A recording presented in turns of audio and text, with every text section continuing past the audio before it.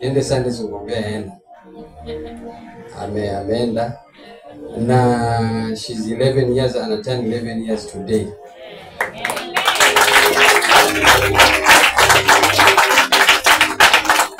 Bwana Yesu asifiwe.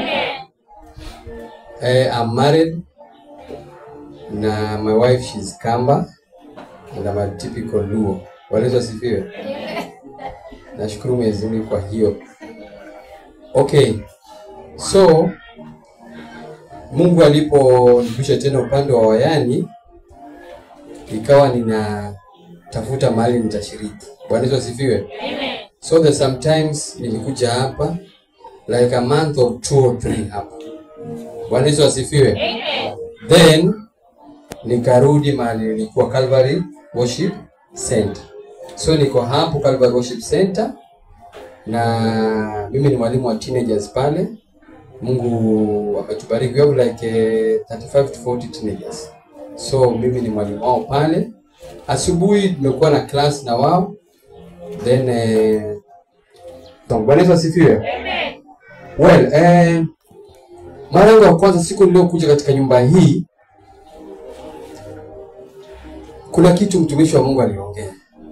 Bwana Yesu asifiwe. Amen.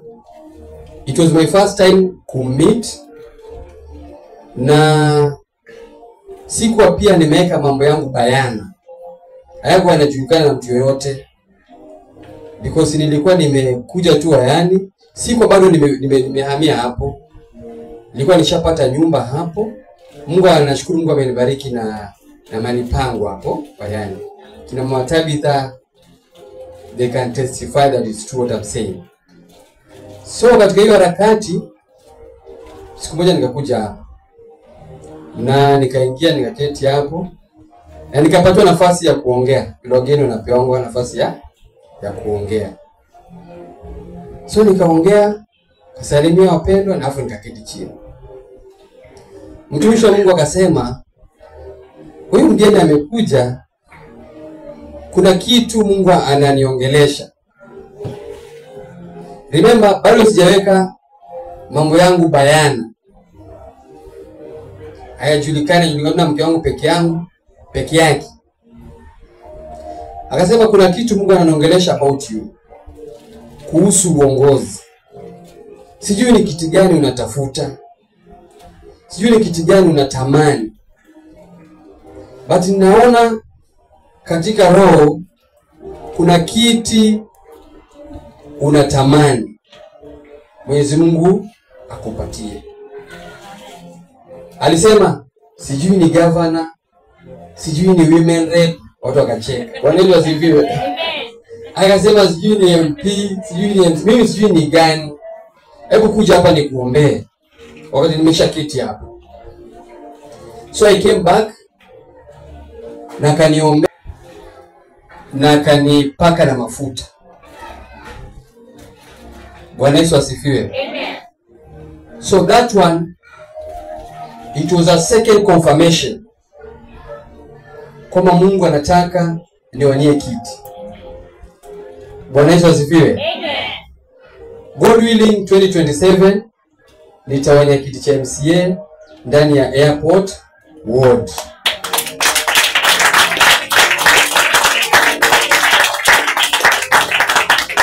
Bwana Yesu asifiwe. Amen. Pastor amesema kitu kuhusu kia Kikamba tumite mbali. Bwana Yesu asifiwe. Amen. Mungu hutoa watu mbali. Kama venye hiyo ni wimbo wa Shiro GP. Mungu hutoa watu mbali. Huyo mwimbaji hata ukiangalia nyimbo zake za kitambo na saa hii Mungu amemtoa mbali. Bwana Yesu asifiwe. Amen. Nashukuru Mwenyezi Mungu kwa sababu ya uongozi ambao tumehubiriwa na mama kwamba hata uongozi ni talanta Mungu amefanya nini? Amekupatia. I have the art of serving. Mimi nilipata kazi kwa MP kwa sababu ya kuserve tu watu. Si ati nilipeleka papers zangu pale. Si ati ni kazi niliitisha. Hapana. But I just got a call from him. Na nilipoenda nikapata watu wameketi. na nika-join that team na nikachaguliwa chairperson hapo. Just imagine from just outside unakuja unaongezwa kwa team na unachaguliwa chairperson utumike. Bwana Yesu asifiwe. Amen. Mimi leo hii sina mengi. I have just come to thank God